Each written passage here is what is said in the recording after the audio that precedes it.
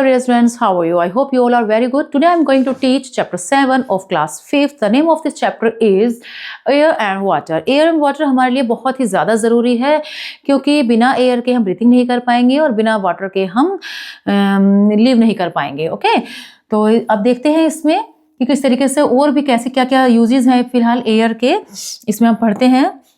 So let's start.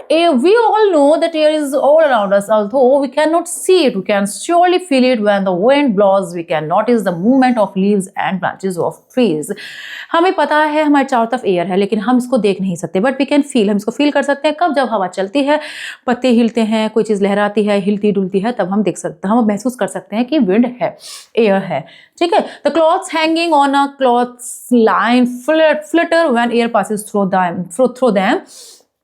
In this chapter, let's learn more interesting facts about air and its importance in our daily life. जब कपड़े लटके सुखाए जाते हैं तो वो कपड़े सुखाते हैं तो वो सूख जाते हैं तो वो एयर के हेल्प से ही सूखते हैं. इसके अलावा और भी बहुत सारी चीज़ें हैं जो कि एयर के बारे में बहुत इंपॉर्टेंट है हमारे डेली लाइफ के बारे में. तो इसमें देखते हैं एयर के बारे में. फर्स्ट है हमारा द एटमॉस्फेयर. क्या है atmosphere? Our earth is covered by thick layer of air known as atmosphere. This atmosphere stretches high above the earth surface. जो हमारी अर्थ है चारों तरफ एक ऐसी मोटी लेयर से कवर्ड है जिसको एटमॉस्फेयर बोला जाता है. अर्थ का जो सरफेस है उसके ऊपर जो भी लेयर है वो सब एटमॉस्फेयर में आती है. As we go higher and higher the amount of air becomes thinner. The earth is gravity holds this blanket of air close to its surface keeping it from floating away into space. जितना भी हम ऊपर चलते चले जाते हैं उतनी ही जो ये लेयर है थिन होती चली जाती है और अर्थ की जो ग्रेविटी होती है इसको पकड़े रखती है एक चादर की तरीके से. It helps. क्या क्या हेल्प करती है ये जो लेयर है अर्थ की? तो क्या क्या हेल्प करती है? ये अर्थ का जो टेम्परेचर है उसको सुटेबल रखती है सभी लिविंग बींग्स के लिए. ठीक है. It stops मैच्योरिटीज by burning them before they can hit the earth is surface. जितनी भी मैच्योरिटीज होती है उल्का पिंड वगैरह वो पृथ्वी अर्थ की जो सरफेस होती है वहीं से टकरा कर जल जाती हैं, वो अंदर तक नहीं आती हैं. तो ozone layer present in the atmosphere protects us from the sun is harmful ultraviolet rays. इसके चारों तरफ एक ओजोन लेयर होती है जो कि सन की अल्ट्रावायलेट रेज को आने से रोकती है, उसको वहीं डिस्ट्रॉय कर देती है. Layers of atmosphere. एटमॉस्फेयर में लेयर्स कितनी होती है? ऐसा नहीं है कि बस एक लेयर हो गई एटमॉस्फेयर मोटी सी, ऐसा नहीं है. एटमॉस्फेयर की भी 4-5 लेयर होती है. तो कौन कौन सी लेयर होती है? 5 लेयर्स होती है एटमॉस्फेयर की. फर्स्ट है हमारी इसमें ट्रोपोस्फेयर. फर्स्ट है हमारी ट्रोपोस्फेयर. तो जो सबसे पहले लेयर होती है ये देखिए, आप यहां देख सकते हैं. देखिए ये आपको यहाँ ये अर्थ नजर आ रही है. इस अर्थ के बाद जो सबसे पहले लेयर स्टार्ट होती है दैट इज ट्रोपोस्फेयर. ओके, तो अब हम ट्रोपोस्फेयर के बारे में हम पढ़ेंगे. क्या होती है ट्रोपोस्फेयर? ये सबसे नीचे वाली लेयर है एटमॉस्फेयर की और अर्थ के सरफेस से जस्ट ऊपर ये लोकेटेड है. और ये इसी के अंदर एयर होती है जिसकी वजह से हम ब्रेथ करते हैं और जो वेदर चेंज होते हैं वो भी इसी की वजह से होते हैं. और इसी के अंदर रेन, विंड और क्लाउड्स वगैरह ये सब इसी ट्रोपोस्फेयर के अंदर ही मिलते हैं. नेक्स्ट है हमारा स्ट्रेटोस्फेयर. जो ये हमारी ट्रोपोस्फेयर है इसके जस्ट बाद स्ट्रेटोस्फेयर आता है और ये मोस्टली इसके अंदर क्लाउड्स बनते हैं और जेट प्लांट्स भी इसी के अंदर उड़ाए जाते हैं. और जो अपर पार्ट होता है इस लेयर का वो ओजोन लेयर कंटेन करती है. ठीक है, ओजोन लेयर बनाती है जिसकी वजह से जो हमारी सन की हार्मफुल अल्ट्रावायलेट रेज हैं वो उनसे हमें प्रोटेक्ट करती है ओजोन लेयर. तो वो जो ओजोन लेयर है वो भी स्ट्रेटोस्फेयर के अंदर होती है और ट्रोपोस्फेयर के अंदर तो सभी चीज़ें हैं, वेदर को चेंज करना भी और जो है हमारी एयर, विंड, रेन, क्लाउड्स ये सब चीज़ें हमारी ट्रोपोस्फेयर के अंदर आती हैं. नेक्स्ट है हमारा मीजोस्फेयर. तो मीजोस्फेयर के बारे में देखिए. The mesosphere is the third layer of the atmosphere located above the जो स्ट्रेटोस्फेयर है इसके जस्ट ऊपर हमारी मीजोस्फेयर है, थर्ड लेयर है एटमॉस्फेयर की. और ये बहुत ही इंपॉर्टेंट रोल करती है. किसमें? प्रोटेक्ट करती है अर्थ को. किससे बचाती है? मेट्योराइट्स एंड स्मॉल स्पेस रॉक्स. जितने भी मेट्योराइट्स होते हैं और जो स्मॉल स्पेस रॉक्स होते हैं उनसे हमें ये प्रोटेक्ट करती है हमारे अर्थ को. Most meteorites burn up in this layer. तो अधिकतर जो उल्कापिंड्स वगैरह जो होते हैं वो इसी लेयर में आकर टकरा जाते हैं और अर्थ के सरफेस तक नहीं पहुंच पाते हैं। नेक्स्ट है हमारा थर्मोस्फेयर। तो थर्मोस्फेयर के बारे में, थर्मोस्फेयर कौन सी लेयर है? फोर्थ लेयर, और सबसे मोटी लेयर है एटमॉस्फेयर की, और इसमें किसी तरीके का ना तो कोई क्लाउड्स होता है और ना ही कोई वाटर वेपर होती है, यानी कि वाष्प नहीं होती। और ये वही लेयर होती है जहां पर स्पेस शटल्स और सैटेलाइट जो है अर्थ के ऑर्बिट में घूमते हैं, मतलब अर्थ के चारों तरफ जो चक्कर लगाते हैं, उनकी कक्षा में रहते हैं। नेक्स्ट है आपका एक्सोस्फेयर। तो क्या होता है exosphere? Exosphere is the fifth and outermost layer of the atmosphere, मतलब पांचवी और सबसे लास्ट वाली लेयर होती है एटमॉस्फेयर की, और ये काफी थिन होती है और बहुत ही कम इसके अंदर एयर होती है। This is the region where many artificial satellites revolve around the earth. तो ये वही वाली लेयर होती है जिसके अंदर आर्टिफिशियल सैटेलाइट होते हैं जो अर्थ के चारों तरफ रहते हैं। ठीक है, आर्टिफिशियल सैटेलाइट्स मतलब जो है, सैटेलाइट्स मतलब होते हैं उपग्रह जैसे होता है, सैटेलाइट्स होते हैं ये। Composition of air. Composition of air क्या होता है? Air is made up of a mixture of different gases.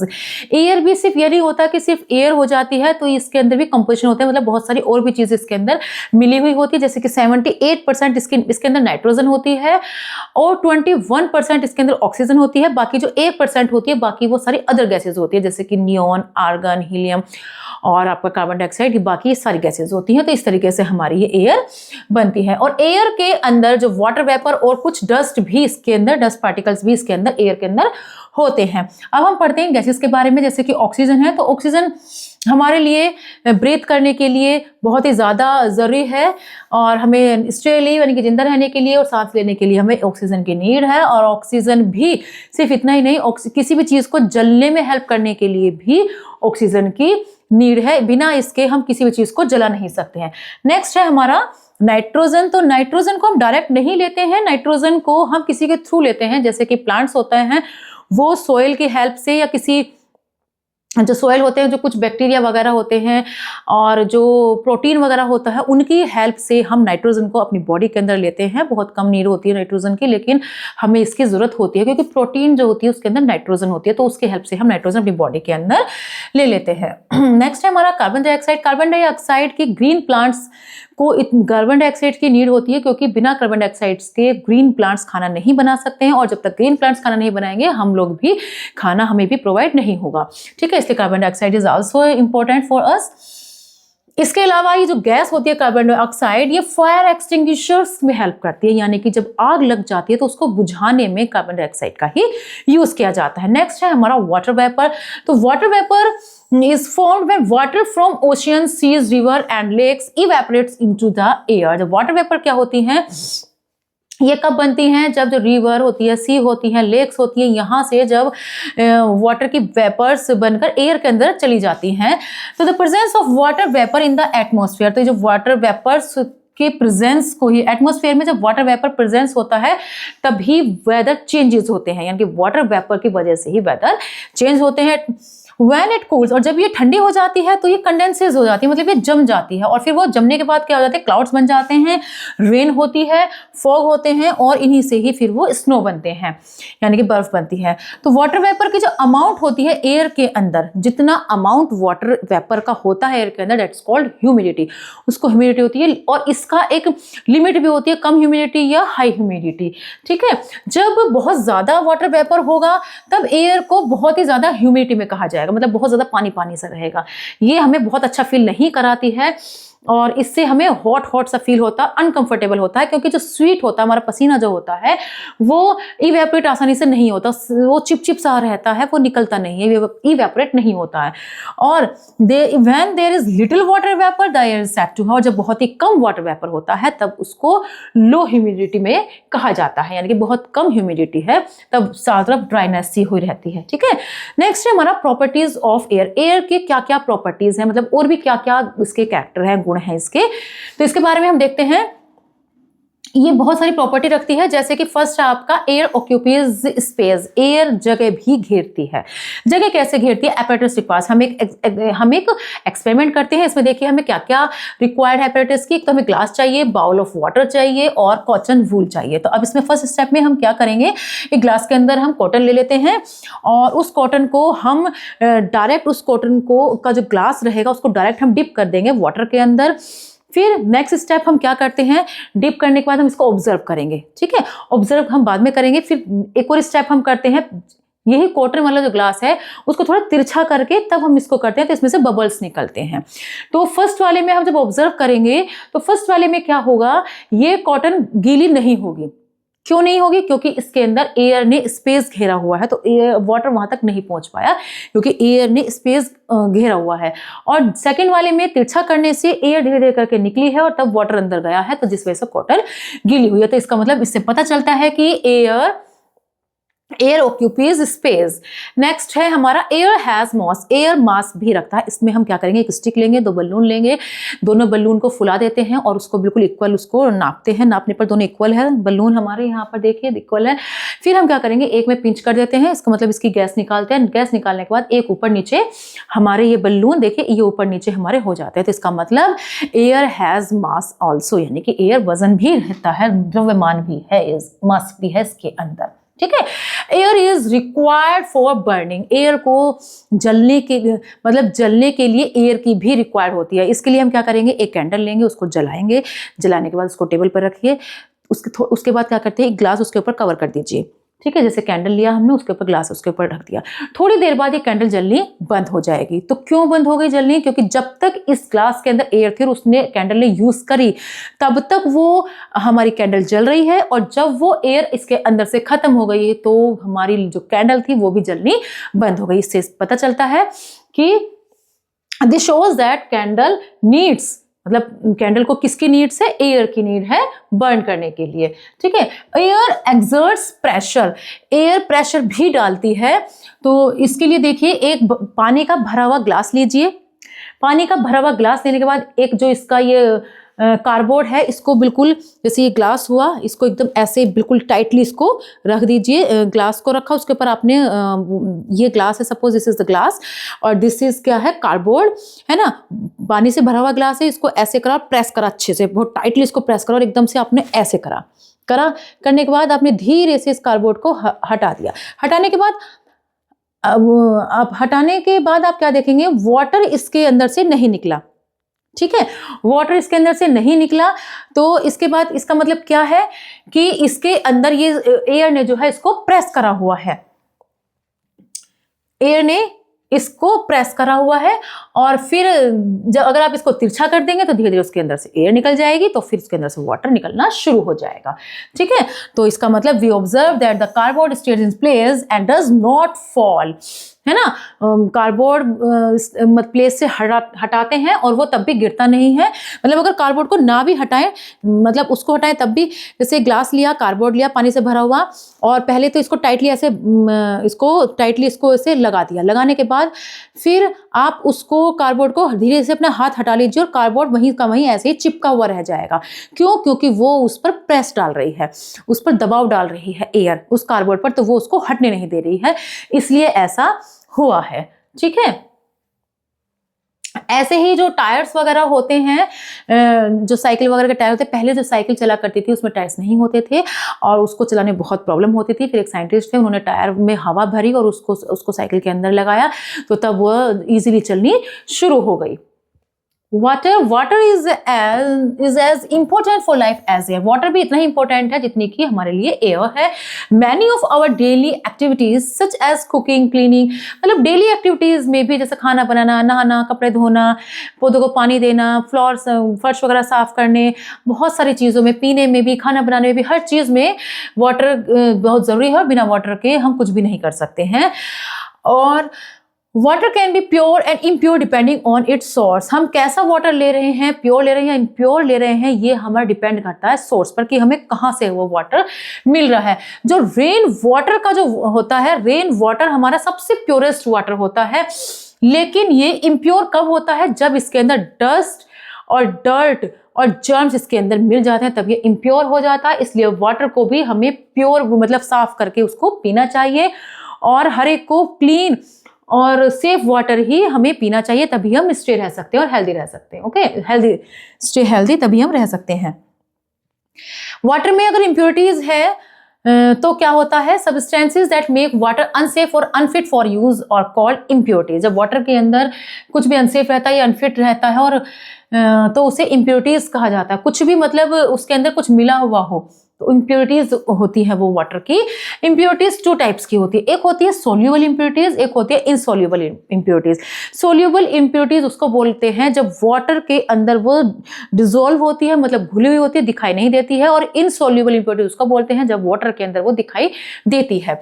जैसे कि सोल्यूबल मिनरल्स होते हैं सॉल्ट के अंदर प्रेजेंट होते हैं, जैसे वॉल रिवर के अंदर वाटर में, लेकिन वो हमें दिखाई नहीं देते हैं। और इनसोल्यूबल में जैसे कि सैंड है, मड है, डर्ट है, ये सब चीजें उसके अंदर डिसॉल्व रहती है लेकिन हमें वो दिखाई नहीं देती, वो हमें इजीली दिखाई दे रही है, that's is called insoluble impurities. Removal of insoluble impurities, हम कैसे इन इनसोल्यूबल इम्प्योरिटीज को हम कैसे रिमूव कर सकते हैं, तो देखिए उसके कुछ मेथड्स होते हैं, जैसे कि सेडिमेंटेशन है, डिकेंटेशन है और फिल्ट्रेशन है। इन मेथड्स की हेल्प से हम इम्प्योर वाटर को प्योर वाटर में कन्वर्ट कर सकते हैं। तो हम इसके प्रोसेस सीखेंगे कि सेडिमेंटेशन में क्या करेंगे, डिकेंटेशन में क्या करेंगे और फिल्ट्रेशन में हम क्या कर सकते हैं। तो फर्स्ट आता है हमारा सेडिमेंटेशन। तो इसमें क्या करेंगे, इस मेथड में हम क्या करते हैं, water containing insoluble impurities is left undisturbed in a container for some time। जैसे हमने कोई ग्लास लिया, कोई हमने पानी लिया या फिर कोई बड़ा सा किसी बर्तन में, किसी बड़े से कंटेनर में हमने वाटर ले लेते हैं, उसको कुछ टाइम के लिए उसको ऐसे ही छोड़ देते हैं। थोड़ी देर बाद आप देखेंगे धीरे धीरे जो उसकी इम्प्योरिटीज है, जो भी उसके अंदर मिला हुआ है, मिक्स है, वो धीरे धीरे करके नीचे बैठ जाएगा और ऊपर का जो क्लीन वाटर है उसको फिर हम अलग कर लेंगे और इम्प्योरिटीज को हम अलग कर लेते हैं। ठीक है, तो this process is known as, इस प्रोसेस को हम क्या बोलते हैं, सेडिमेंटेशन बोलते हैं। नेक्स्ट है हमारा डिकेंटेशन। तो डिकेंटेशन क्या होता है, सेडिमेंटेशन जब कर लेते हैं तो सेडिमेंटेशन के बाद डिकेंटेशन होता है। इसमें क्लियर वाटर ऊपर रह जाता है और इम्प्योरिटीज नीचे रह जाती है, तो उसको हम अलग बर्तन में कर लेते हैं बिना उसको डिस्टर्ब करे, मतलब धीरे से ही उसको अलग कर लिया जाता है बिना उसको disturbing the sediment at the bottom. और गंदगी को जो इम्प्योरिटीज होती है उसको बॉटम में ही रहने देते हैं। फिर करते हैं फिल्ट्रेशन। फिल्ट्रेशन में क्या होता है, this method is use to separate insoluble impurities. Filtration का मेथड उसमें हम करते हैं जिसके अंदर impurities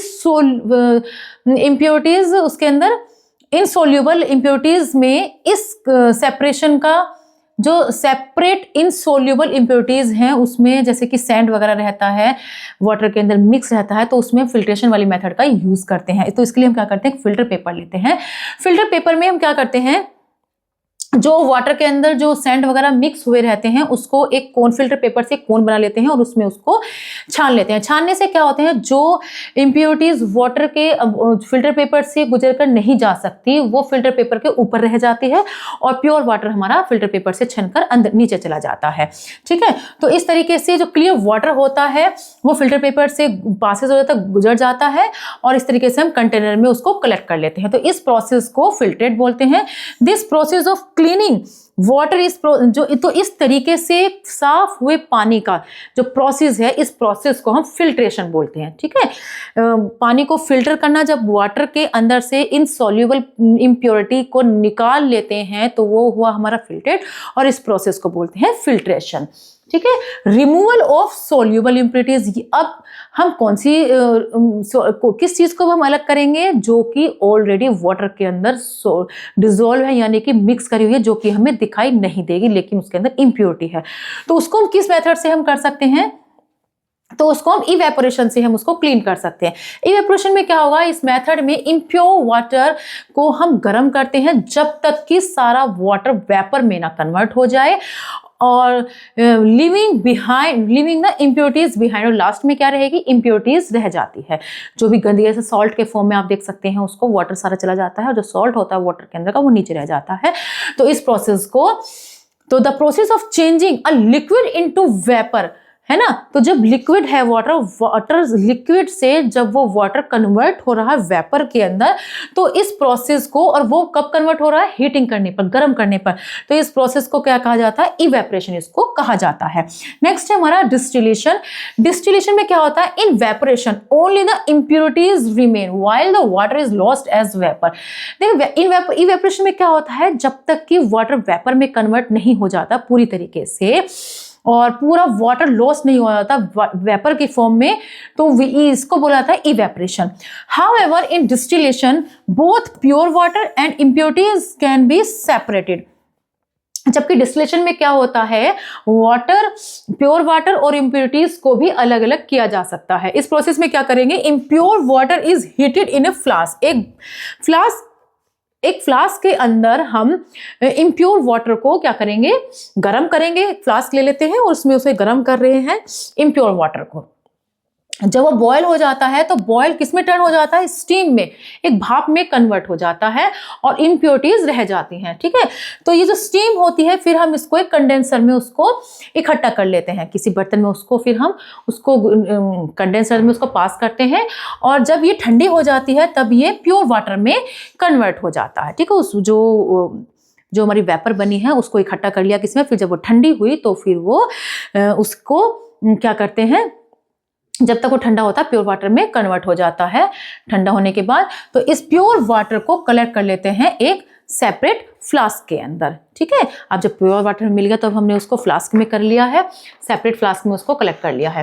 purification of drinking water. Drinking water को कैसे प्योरिफिकेशन कर सकते हैं, मतलब पीने के पानी को हम किस तरीके से कर सकते हैं।